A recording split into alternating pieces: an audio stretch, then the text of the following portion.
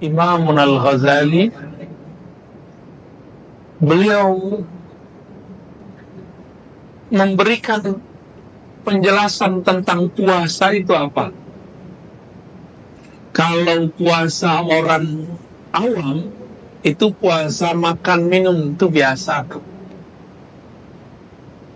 Ada lagi puasa orang punya hajat. Contoh, pengen dapat rezeki, puasa. Pernah begitu nggak? Pengen dapat kerjaan, puasa. Pernah begitu? Ingin beli mobil, beli rumah, puasa dulu, wiridan. Ini puasanya bukan karena Allah, tapi karena menginginkan sesuatu.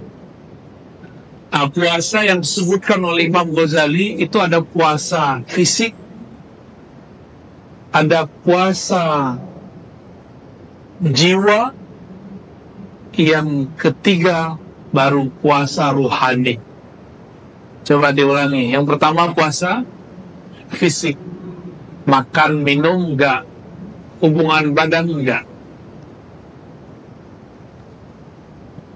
Saya kalau lagi puasa, ada makanan di rumah, itu makanan halal, nggak dimakan. Kenapa nggak dimakan meskipun halal? Bukan barang najis, bukan barang curian. Karena dalam diri ini ada niat ingin berpuasa. Niat itulah yang Allah pandang. Jadi Allah itu nggak pernah mandang fisik seseorang. Yang dipandang cuma kalbunya.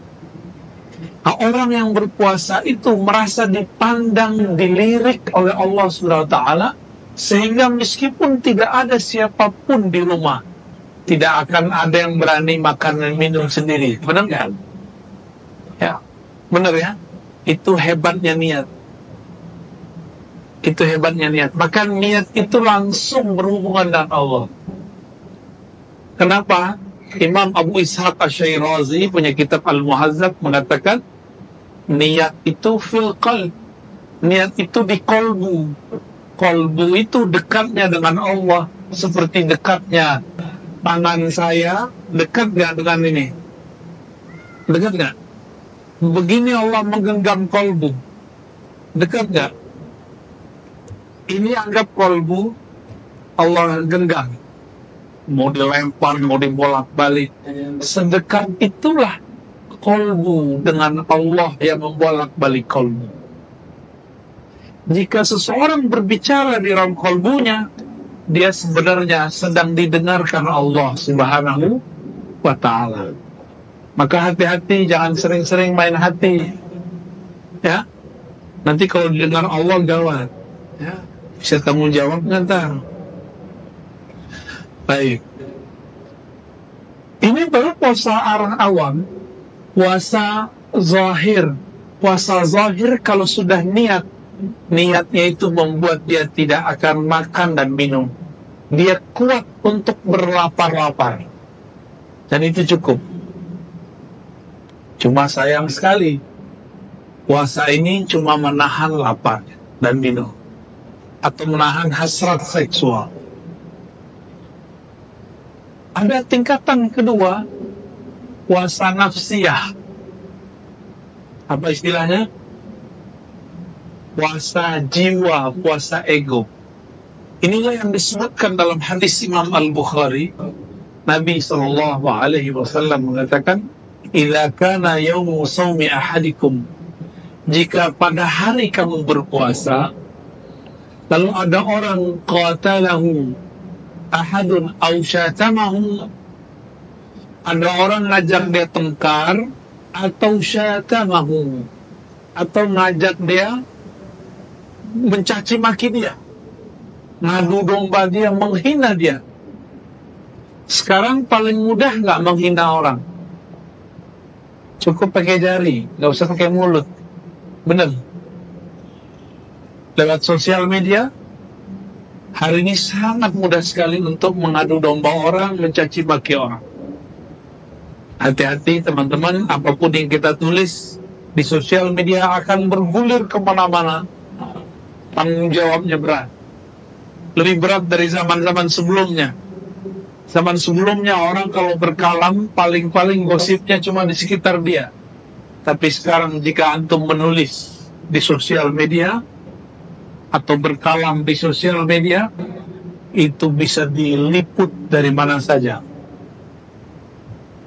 Puasa nafsiyah ini, kata Nabi, jika engkau diajak orang bertengkar atau dicaci maki seseorang, walyakul inni shaim, katakan aku sedang menahan egoku. Jadi shaim, siam, diartikan menahan ego. Ego apakah itu? Ego marah. Kita sebagai manusia normal, kalau diajak tengkar sama orang, mau nggak? Tengkar. Dibentak orang, balas bentak nggak? Dibel orang, balas ngebel nggak? Disalip orang, balas nyalip nggak? Sama. Itu manusia biasa. Dicaci maki orang, balas mencaci. Diadu domba orang, emosi. Sekarang antum hidup di dunia yang sangat-sangat cepat sekali, di mana-mana orang bisa mengakses kabar apapun. Tiba-tiba ada orang mencaci maki kita, ada orang mau fitnah kita, ada orang mengadu domba kita. Mau balas nggak? Siapa yang balas berarti dia telah gagal puasa nafsiyah. Disebut orang sesat. Kalau saya udah puas disebut orang sesat, ya. Kalau dulu yang bilang saya sesat kelompok ekstrim, sekarang saya sama Aswada bilang saya sesat, ya. Lebih canggih lagi, sesama ahlu sunnah. Tapi saya nggak boleh terpancing, karena Nabi mengatakan jika kamu pribadi yang berpuasa di hari yang berpuasa, lalu ada orang sedang mengata-ngatain, ada ngajak tengkar kamu, falyakul inni shaim. Cukup katakan saya sedang shaim, saya sedang puasa. Puasa apakah itu? Puasa nafsiyah. Makanya saya berharap ini kebanyakannya anak muda ya, selebihnya pernah muda. Ya, Pak Hasyim baru malam tadi ke Gunung Salak ya, ketemu saya, ketemu lagi. Kapan tidurnya, Pak? Anak-anak muda betul-betul egonya sedang naik. Bisa nggak antum lebih tua dari fisik? Lebih dewasa dari tubuh biologis? Kalau itu terjadi, itulah Ramadan yang perlu kutemui. Ya, itu target Ramadan kita. Ya, maka Ramadan tahun ini nggak usah tinggi-tinggi sampai level 3, cukup level 2. Bisa nggak ketika ada orang ngata-ngatain kita di sosial media, kita nggak balas ngata-ngatain? Ada yang bisa? Insya Allah ya. Insya Allah bisa. Ada orang menganggap kita sesat, kita ahli bid'ah, kita orang nggak benar, dan banyaklah yang terpancing dengan kalam-kalam ini. Lalu kita nggak usah membalasnya, cukup kita katakan nanti kebenaran akan terungkap. Bisa nggak? Kalau bisa, berhasil masuk ke puasa level 2. Dan Imam Ghazali menyebut ini puasa khawas. Khawas ini boleh disebut puasa level wali. Pemuda jadi wali sangat mungkin. Karena di akhir zaman ini, kalau kita nggak menjadi kekasih Allah, pasti kekasih setan. Ya, maka mesti menjadi kekasih Allah. Allahu waliyul ladzina amanu. Allah lah wali orang-orang beriman. Maka orang beriman mesti meniru sifat-sifat yang telah Allah sebutkan dalam al-asma'ul husnanya. Coba perhatikan di dalam Al-Quran, lebih banyak sifat penyayang, nama penyayang, pengasih, atau Allah yang maha mengancam, menyiksa? Mana banyak? Penyayang. Tapi kenapa orang yang baca Quran kurang penyayang? Kenapa memandang orang gak dengan kasih sayang, tapi dengan kebencian? Memandang orang lain sebagai rivalitas, saingan. Gak begitu kita memandang orang kalau sudah baca bismillah. Maka ciri-ciri orang yang sudah masuk nur basmalah di dalam dirinya, dia memandang siapa saja dengan kacamata kasih sayang. Inilah yang kami terima dari guru-guru hadis kami dari dulu, dari guru-guru ahli zikir dari dulu. Irhamu man fil ard. Sayangi makhluk di bumi, yang di langit pasti sayang engkau. Maka orang-orang yang mencoba mengadu domba kita pun harus sayang kepada mereka. Kasihan orang begitu, dia sedang menyiksa nafsiyahnya. Dia akan gelisah. Kegelisahan itu adalah azab di dunia. Jadi azab di dunia tidak hanya penyakit, tidak hanya bencana. Azab di dunia itu kegelisahan yang luar biasa. Inilah yang terjadi pada orang-orang yang melawan kata hatinya, mengikuti nafsiyahnya. Jadi jangan nunggu bulan Ramadan ya. Jangan nunggu bulan Ramadan. Oleh karena itu memang benar kata ulama-ulama kita terdahulu, hendaklah engkau menjadi rabbaniyin, ramadaniyin, wala takunu ramadaniyin. Jadilah kamu dua karakter. Rabbani. Rabbani ini karakter yang kolbunya terikat dengan Rabb. Atau samadaniyin, yang kolbunya hanya bergantung kepada Allahus Samad. Jadi nggak bergantung dengan kata makhluk. Problemnya hari ini, nafsiyah kita sering mendengarkan kata-kata orang. Akhirnya kurang mendengarkan kata-kata kolbu. Kalau sering mempuasakan nafsiyah, maka kolbu akan hidup. Itulah yang Nabi ajarkan, istafti kolbak. Latihlah dirimu minta fatwa ke dalam kolbu. Kita sering minta fatwa ke YouTube, benar ya? Siapakah Ar-Razi, gitu kan? Cari gitu ya. Ar-Razi sesat, gitu ya. Antum nanyanya ke YouTube sih ya, ke Google. Coba nanya ke dalam kolbu. Ada ustadz mau kita berburu nih, mau dengerin pengajiannya. Sholat 2 rakaat, minta ya Allah, jika ustadz ini memang bisa menghantarkan aku mengenal engkau, mengenal Rasulmu, mudahkan beri petunjuk. Jangan langsung buka buatan orang-orang Yahudi itu. Katanya anti Yahudi, tapi apa-apa nanyanya ke Yahudi, enggak? Benar ya? Saya nggak pernah benci Yahudi. Saya cuma benci orang-orang kafir dari kalangan Yahudi. Bedakan itu. Ya?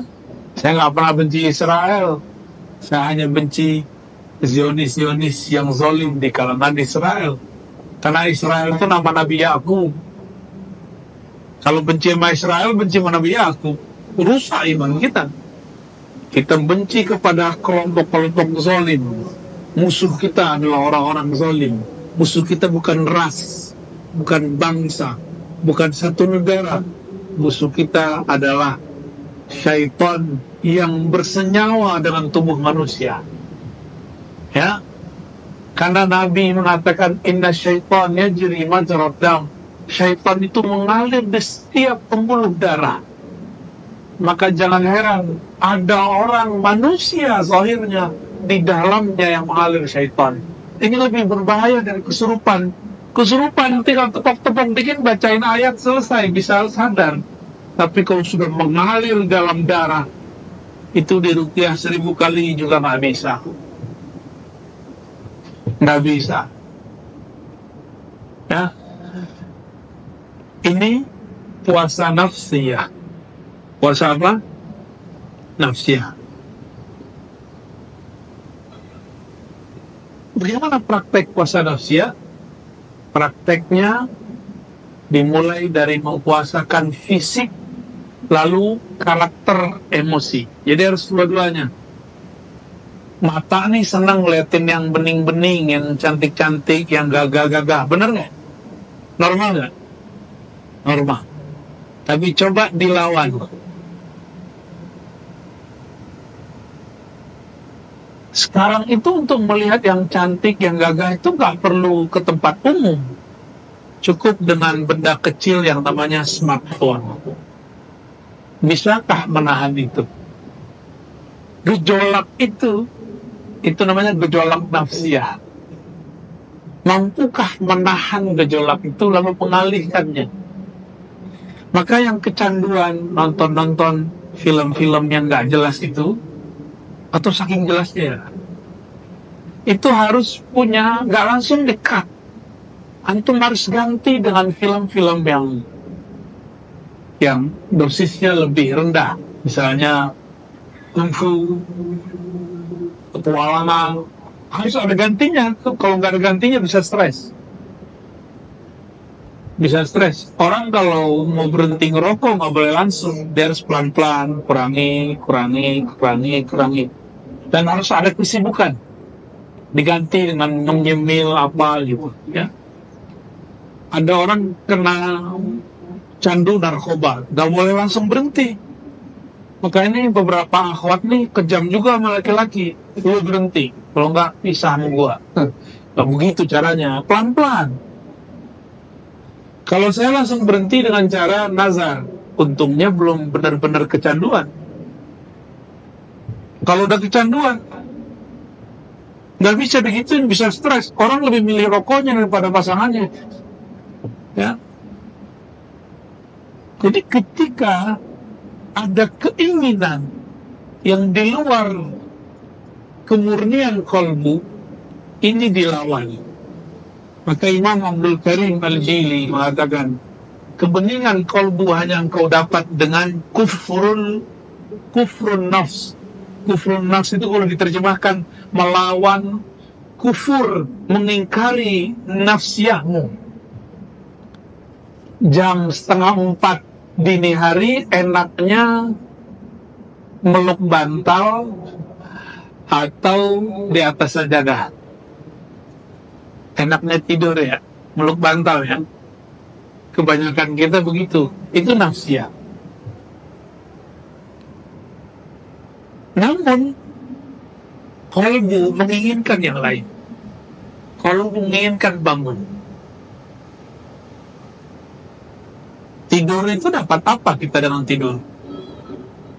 Orang kaya nggak apa-apa kaya, orang nggak berilmu nggak tambah ilmu, tidur nggak nambah apa-apa.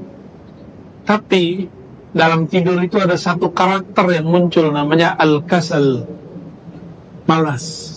Nah, ini yang harus diobati. Puasa itu ajaib. Orang mengurangi makan bukan tambah malas, justru dia tambah rajin. Karena tubuhnya jadi ringan. Coba cek. Kita lemas berpuasa, itu konsep orang biasa. Tapi sebenarnya kita lemas justru karena banyak makan. Selesai makan, tadi habis makan, ngantuk gak? Ngantuk. Benar? Berarti tidak benar bahwa berpuasa bikin lemas. Justru kalau makan bikin lemas. Coba rasakan, niat puasa, jam 11 kita belum lapar. Tapi orang yang sarapan pagi hari, jam 11 perutnya sudah bunyi. Berarti ada energi lain di dalam diri yang muncul dari kata niat. Maka sahabat-sahabat yang bukan Allah, orang-orang yang berpuasa itu, dia sedang melawat nafsiyahnya. Inilah ajaran Imam Ghazali. Inilah warisan para ulama-ulama terdahulu dari zaman sahabat Rasulullah SAW. Ada level puasa yang ketiga. Ini antum gak mesti ngikutin. Ini terlalu berat. Apa yang ketiga? Puasa ruhani. Ruhani itu hanya mau mengingat Allah. hanya mau ihsan, an ta'budallah ka'annaka tara. Engkau beribadah seakan memandangnya. Jika tidak memandangnya, maka engkau merasa dipandangnya. Maka puasanya ruh ketika dia tidak lagi memandang makhluk. Kayaknya nggak sanggup ya. Belum sanggup ya? Belum sanggup kita. Maka kita cukup kejar sampai nomor 2.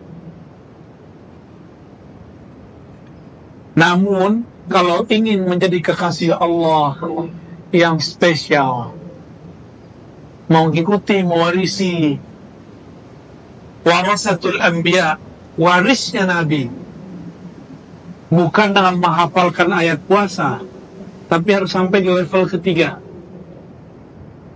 Sampai di level ketiga. Nabi pernah berkalam begini, ala ma khalallahu batila, ketahuilah selain Allah batil. Maka Nabi tidak pernah mengingat selain Allah di dalam dirinya. Kita nggak sanggup. Karena pakai akal. Kita nggak sanggup karena pakai jiwa. Tapi kita akan sanggup jika mengingat Allah dengan ruh. Karena ruh itu kekuatannya unlimited, tidak terbatas. Ini kisah terakhir yang mau saya sampaikan. Sebelum kalau ada tanya jawab. Di 17 Ramadan ada kejadian besar. Siang hari sahabat tidak makan, terjadi peperangan terbesar di alam semesta. Namanya Perang Al-Badar. Perang Al-Badar, ulama ahli sejarah mencari-cari makna, apa arti Al-Badar? Maka ketemulah Al-Badar artinya sumur Badar. Ada yang mengatakan Al-Badar ini nama tempatnya Al-Badar. Tapi semua itu kurang tepat. Saya tidak menyebutnya salah, tapi kurang tepat. Al-Badar adalah nama Rasulullah Sallallahu Alaihi Wasallam. Nabi itu disebut Al-Badar. Coba kalau baca salawat. Tala'al badru alaina. Al-Badru. Al-Badru artinya sang rembulan. Maka disebut perang Badar, Ahlul Badar, mereka orang-orang sang rembulan, orang-orang yang membersamai sang rembulan, yaitu Rasulullah SAW.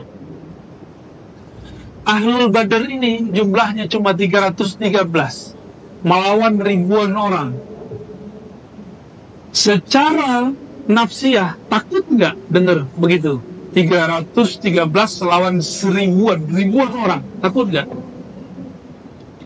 Melawan rasa takut ini mainnya di dalam ruh.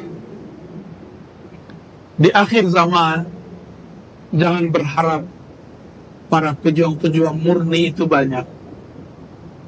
Nanti banyak pejuang-pejuang yang berguguran mundur di tengah jalan. Rusak karena adu domba, rusak karena kepentingan politik, rusak karena popularitas, rusak karena macam-macam. Gugur. Sisa nanti yang murni-murni. Yang mereka saling mencintai sesama muslim, sesama mukmin, sesama muhsinin. Biruhillah. Dengan kekuatan ruhullah, spirit dari Allah Subhanahu wa ta'ala. Bukan karena kepentingan. Nih hati-hati. Nih antum ngumpul. Yuk kita buat koperasi yuk. Taruh saham bagi. Tunggu sebulan akan ada perpecahan. Nggak nyampe sebulan akan ada perpecahan. Dan itu sudah terjadi kemarin-kemarin. Apa hasil sekarang? Berlanjut nggak koperasi-koperasi yang ada kemarin? Nggak berlanjut. Kenapa? Karena terbersit di dalam hati kepentingan nafsiyah. Sedangkan 313 sahabat ini, di dalam diri mereka tidak ada lagi gejolak nafsiyah. Mereka tahan banting. Oleh karena itu, satu orang Allah lipat gandakan kekuatan rohaninya. Dalam hadis Bukhari, hadis Muslim disebutkan, sahabat ini, sahabat-sahabat 313, belum tangannya memukul, itu orang yang dipukul sudah jatuh duluan. Dan terdengar bunyi pukulan dari atas. Saya ceritakan begini, kalau orang yang ngaku katanya bermanhaj ahli sunnah, manhaj sunnah dikatakan dongeng. Ya salah, ini ada Rasul, ada sahabat, masa nggak percaya? Kalau pada Rasul kita sebut mukjizat, pada sahabat kita sebut karamah, kenapa nggak percaya? Mempercayai mukjizat dan karamah adalah salah satu akidah ahlus sunnah wal jamaah. Nggak percaya? Mereka katakan cerita akhir zaman Ar-Razi adalah dongeng. Saya katakan teman-teman, ini bukan dongeng, ini ada dalam Sahih Bukhari. Ini hadisnya sahih. Maka Nabi bertanya kepada Jibril, Jibril,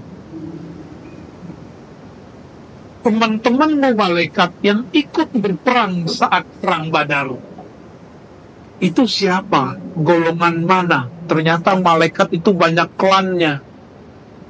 Banyak malaikat itu klannya. Contoh, orang yang suka baca Quran, suka ta'lim, itu akan hadir. Nih, Mak, siang ini hadir malaikat namanya Kiram Katibin. Kiram Katibin, malaikat ilmu, malaikat Quran. Yang orang suka baca Quran, orang suka ngaji, suka mencari ilmu, itu di majelisnya akan hadir malaikat yang namanya Kiram Katibin. Ada di Quran. Di hadis juga disebutkan begitu.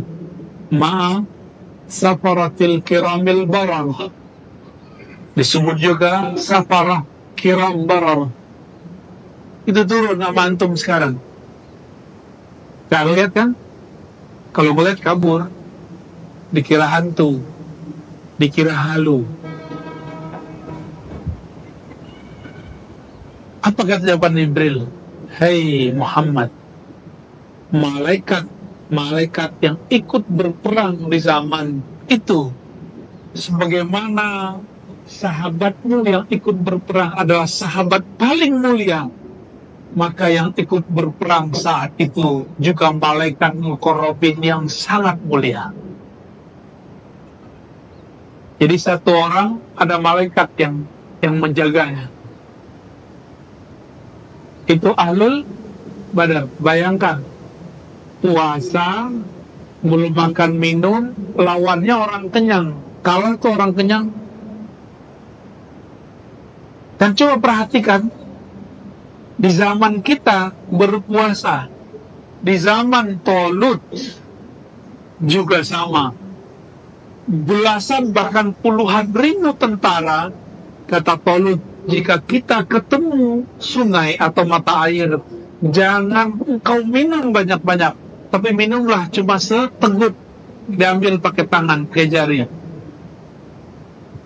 Apa kata tentara Talut? Susah amat sih jadi tentara Talut, diatur-atur, minum aja diatur-atur. Kabur mereka. Ada yang minum, kekenyangan, gak bangun-bangun, ketiduran di sekitar itu. Ada yang pulang balik. Yang bertahan, yang minum seteguk cuma 313 orang. Itu mereka pangkatnya. Kalau sekarang disebut wali, di zaman itu sudah sepangkat nabi. Cuma kan nggak disebutkan di Quran, itu mereka nabi semua.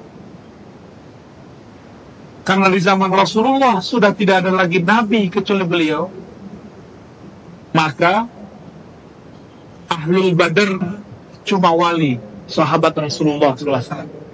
Hatta Nabi Khidir statusnya sahabat Nabi, nggak lagi sebagai wali, nggak lagi sebagai nabi, ya, hanya sebagai wali Allah.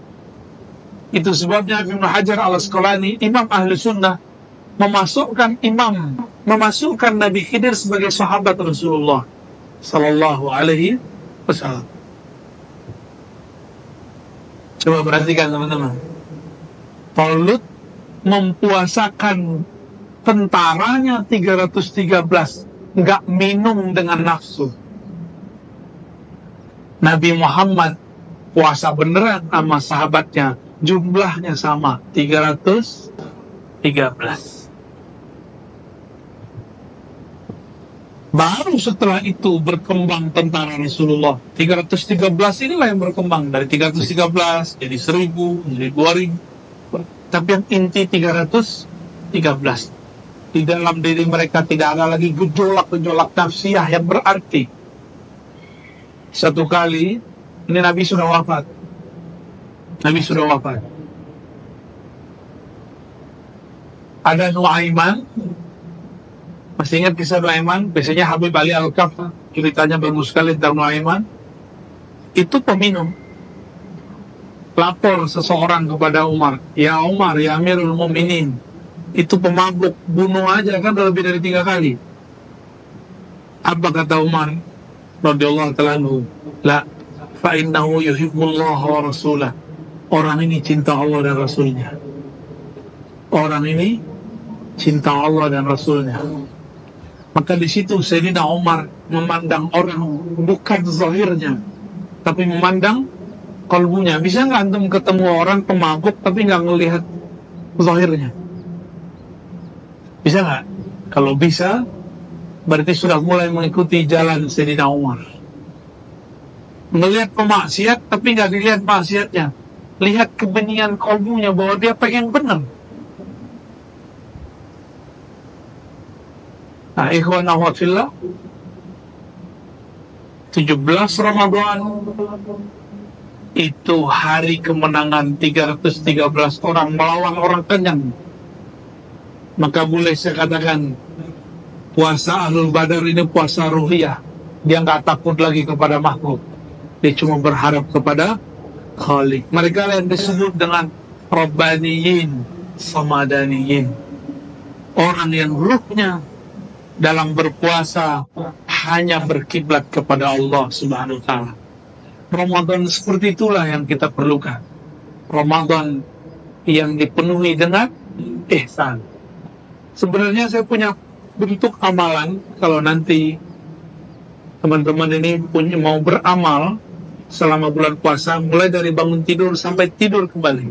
Dan itu yang sudah pernah saya alami dan saya jalani bertahun-tahun.